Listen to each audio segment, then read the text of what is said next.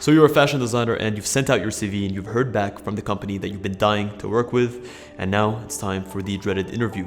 You're about to be called in and you're wondering, what do? Well, you're in luck because my name is Shadi Adada. I am the founder and creative director of Fittdesign. I've hired over 50 different candidates in my career and I've interviewed hundreds and hundreds, and I know a thing or two about what it takes to stand out in the interview process.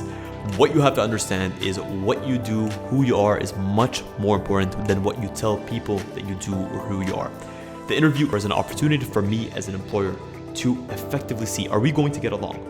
Do you have the intensity that I need? So what I'm able to see from an in-person interview is going to give me miles and miles more information than any CV. So what do I look for? Well, let's get into it.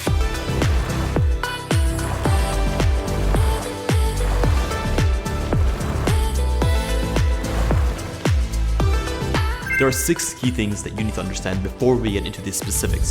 One is when you show up to an interview, you need to appear enthusiastic. At the end of the day, energy is everything. And if you give a low and uninspired energy into what you do, if you're talking like this and you feel so tired and you're slurring your words and you show no enthusiasm for yourself or the company, well, that's going to be ill-received and it's going to be bounced right back to you. All right, I'm not gonna hire you. Why not? Well, because I don't like you.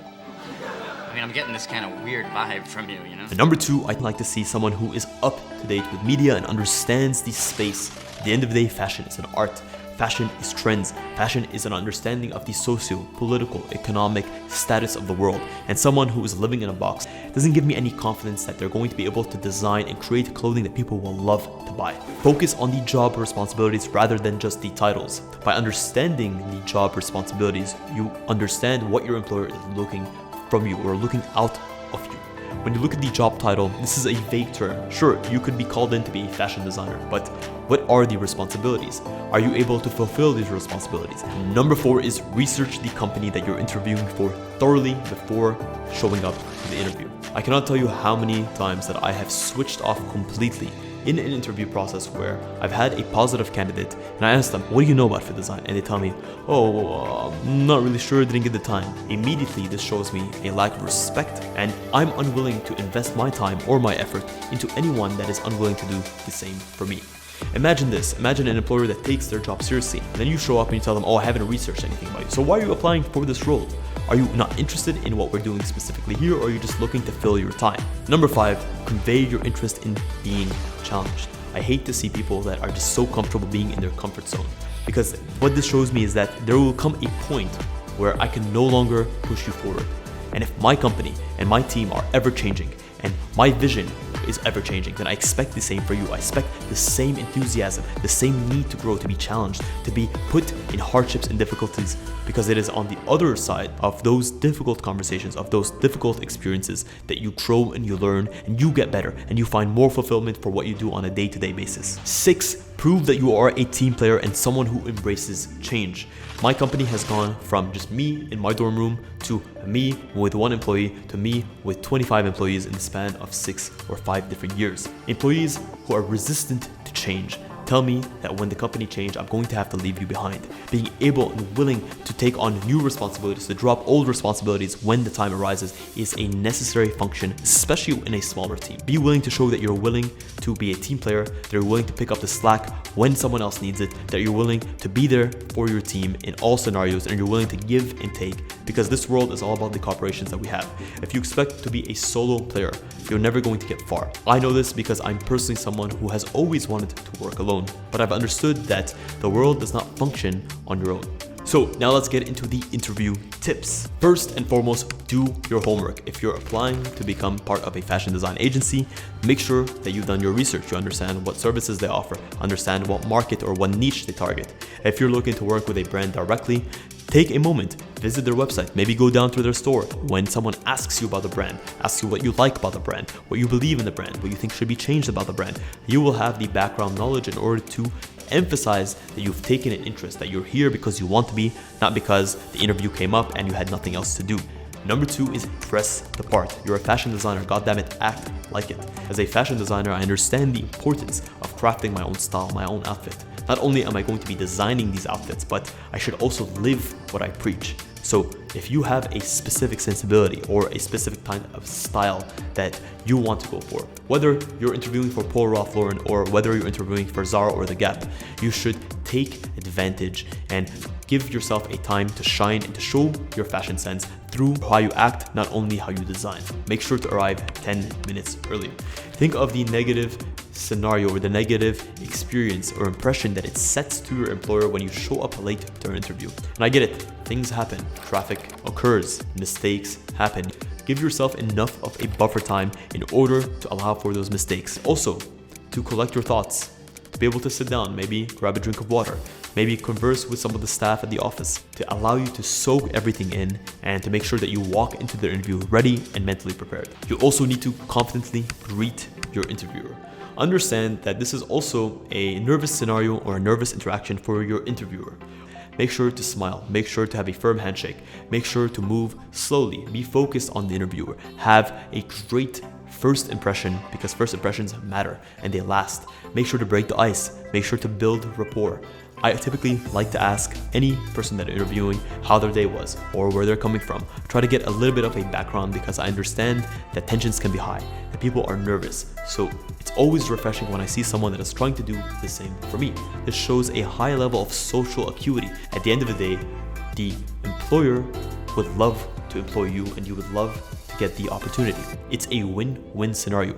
You don't have to feel that you are on the back foot. And at the same time, the employer doesn't have to feel that they are on the front foot. It is a mutual exchange of value and it should be treated as such. It's important to mind your body language.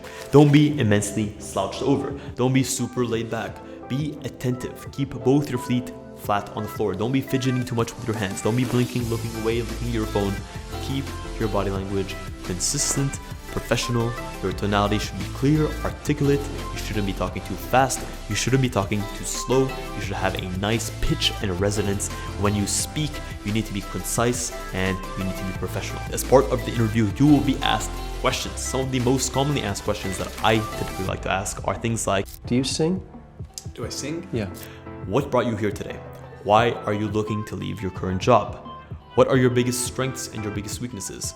What sorts of people do you get along with and what sorts of people do you not get along with? What's something memorable that you learned pursuing a career in fashion? What is the most surprising thing that you've learned about yourself? Do you enjoy working with a team, and if so, or if not, why not? What do you believe is the biggest way to overcome a challenge that you may be facing in this day and age?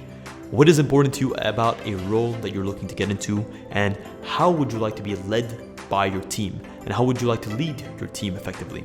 And lastly, what color, if you were a color, would represent you the best? Why I like to ask these questions is it gives me an understanding of the employee's social acuity, their ability to receive information and to articulate their responses effectively and concisely. And this takes me on to my next point. Give a maximum of 2 minutes for any response. It's not about what you say, it's ultimately about how you say it and how you convey yourself.